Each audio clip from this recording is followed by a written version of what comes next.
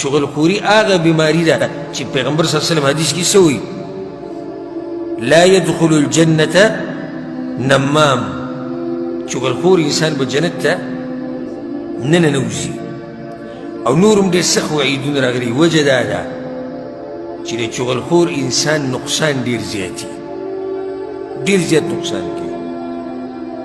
دومره تباهي کوي دومره تباهي چې په لږ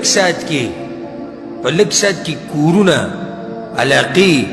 ملکونه خاندانونه د ټول د یو بل سره په جنګ باندې کوي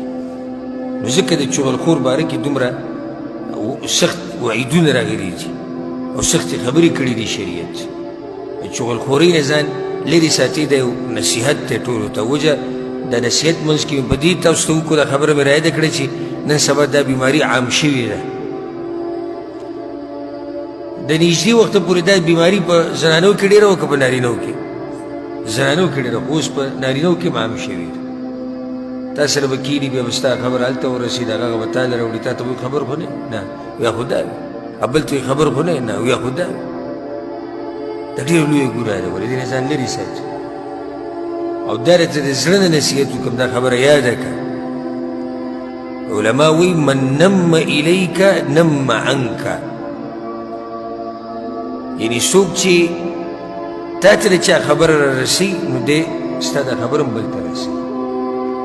چېرته په هغه سړي باندې اعتماد نه کوئ چې هغه د نورو خلکو خبرې راوړي او تا ته یې بیانوي او تا د هغوی خلاف راګرځوي